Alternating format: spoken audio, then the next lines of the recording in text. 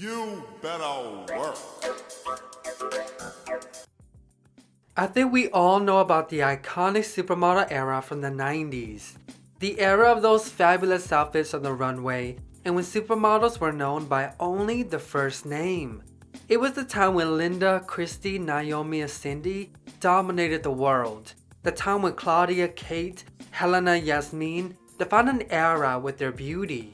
Every eye was on them, and their supermodel lives were glamorized all around the world. However, behind the scenes, it was anything but picture perfect. The fashion world is about appearance, and appearances can be deceiving. Because if you look deeper into the famous supermodel era, you'll find it rather infamous. Once you look closer, you'll discover that the fashion industry is an industry filled with secrets, controversies, and corruption. This is the dark side of the supermodel era.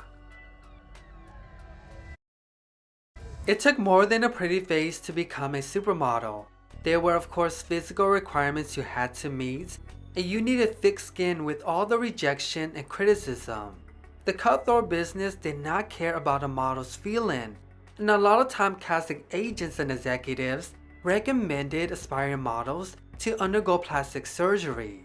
For instance, Kristen McKemney was rejected by several modeling agencies and was told to consider plastic surgery if she ever wanted to make it.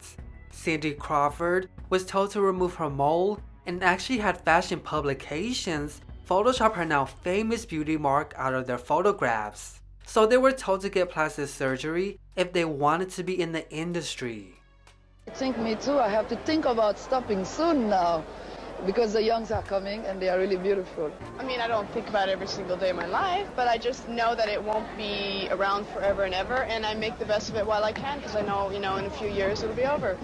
It's for sure that as a model you cannot stay as a model your whole life, so for sure I'm going to have a career change pretty soon. Well, not soon, but in the future. It's not like a career that you can pour yourself into because there's a point where you're going to be told that you cannot do it anymore. And when they do become supermodels, they face another challenge they have no power over: age. A model can start her career in her teens and outgrow the industry by her mid-20s. And what should she do if she wanted a longer career? Plastic surgery. Janice Dickinson was one of the top supermodels of the 80s. As she got older, she started losing out on jobs and soon began getting plastic surgery to maintain her career. Because of the competitive nature of the business, models had to change themselves into what the industry wanted them to be, to not only get into the industry, but also to stay as long as possible. That sort of mentality can be considered dangerous today, but back then, it was just the industry standard. When you work, they're there, so... No. Sorry. And they write anything about you anyway, even if you don't do anything. Oh. I read them. Told me. Excuse me, you can't. Oh my goodness. During the early 1990s, high fashion supermodels were the new celebrity. They made television appearances, were topics in tabloids, and signed exclusive million-dollar contracts while gracing the covers of magazines all around the world. They were so newsworthy that they received more press than natural disasters, athletes, and the president at one point. While being famous sounds appealing, the supermodels had a love and hate relationship with the press. On one hand, it could be very helpful for their career, but on the other, it could completely violate their privacy. Claudia Schiffer was very business savvy throughout her modeling career. Besides working with all the prestigious fashion houses, she also had other business ventures like commercial deals, calendars, and workout videos that benefited from her being in the press. Fashion shows in the 90s were known for being very chaotic, and the media made sure to capture every moment of it. One instance that completely violated supermodel Claudia Schiffer's privacy happened behind the scenes of a show during New York Fashion Week. A photographer managed to snap a shot of Claudia while she was changing. The revealing photos were sold and ended up being published. Stories like that aren't uncommon, especially when the media and their industry treats them like objects. While invasion of privacy might be a crime, some say it's just the price of fame. Yes, it's a nice knife with two sides, you know. It's very annoying to be in the press sometimes, but it helps you so much that... Like sometimes people write things about you and I just get so mad and worked up and I get myself upset. And then I go, why am I setting myself up to get upset? You know, most people claim that they don't like the press and that they get pissed off if there's too many cameras. Everybody does because you get pushed around, but in a way, I mean, everybody wants to have a little bit of press too. While the fashion industry might not have publicly encouraged drug use in the 90s, they played a role in glamorizing it. Early on in the decade, a new beauty standards for models was on the rise. It was called the wave look. The term was originally used in the 1960s to describe thin and boyish models like Twiggy, but it became something completely different in the 90s. The decade was dominated by grunge, from the music to the fashion, and the clubbing industry was also booming during this time, so all of these things contributed to the trend. Some models that were considered to be wave models include Amber Valletta and Stella Tennant, but it was Kate Moss who took it mainstream with the Calvin Klein campaign, which ultimately created the heroin chic aesthetic. The aesthetics was characterized by pale skin, a bony skinny body, and dark circles under the eyes. Many models who participated in the lifestyle developed drug addiction and eating disorders. The modeling industry back then was no stranger to drugs. Supermodels have come out and revealed how accessible and commonly used it was. It wasn't until the death of Italian fashion photographer David Sorrenti that the aesthetic and drug use in the fashion industry was called out, notably by then US President Bill Clinton, stating that you do not need to glamorize addiction to sell clothes. Around this time, Gia starring Angelina Jolie aired on TV. It was a cautionary tale about the life of 80s supermodel Gia Karanji. It took until the late 90s for the fashion industry to even acknowledge what was happening to models. People began raising awareness on the many problems in the industry, and today this is why issues like drug use are often associated with the fashion industry.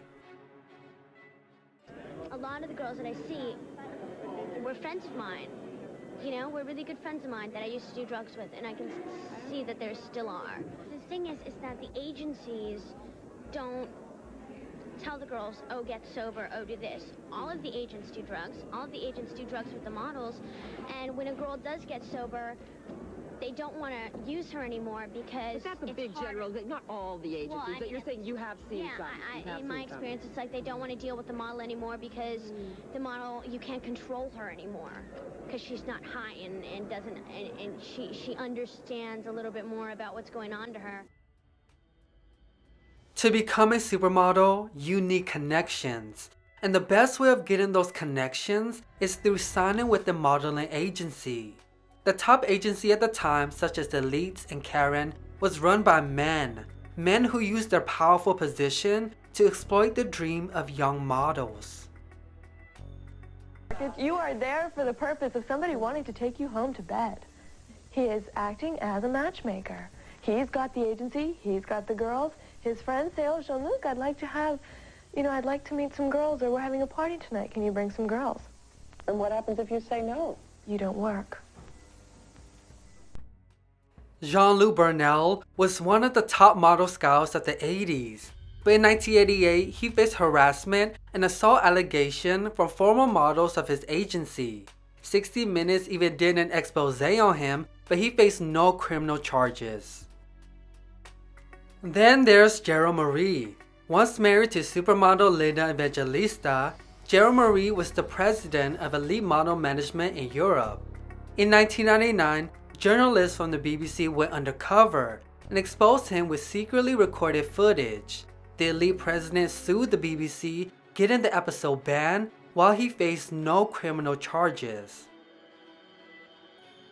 But the most powerful man in fashion during the supermodel era was John Casablanca. He founded Elite and is actually often credited for creating the supermodel. While never publicly exposed like the two men before, John Casablanca was involved in many intimate relationships with young models, often publicly as well. The most infamous one being with supermodel Stephanie Seymour, who was actually only 15 years old.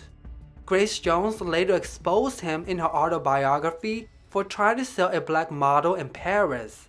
He never faced any sort of criminal charges. These men knew they had power, that they could make and break a career if they wanted to. They took advantage of their power, telling models that if they said no, they wouldn't work in the industry, and if they spoke out, they wouldn't have a career. In the early 2000s, supermodel Karen Mulder spoke out about her experience in the culture of manipulation in the modeling industry, but she ended up being blacklisted and made to look crazy. All three men continued to work for many more years in the industry despite all their allegations. While John Casablanca passed away back in 2015, Jean-Luc Burnell and Gerald Marie are finally facing criminal charges. Jean-Luc Burnell was indicted in September 2021, and Gerald Marie is being investigated. The culture of harassment was so normalized in the industry that the men got away with it for decades. It's truly one of the darkest sides of the supermodel era. Well, this is the end of the video. I hope you find it interesting. If you want me to tackle this topic in more depth, just let me know. Thank you so much for watching. Don't forget to like and comment, subscribe for more fashion related videos, and remember to keep living that fashion life. Bye!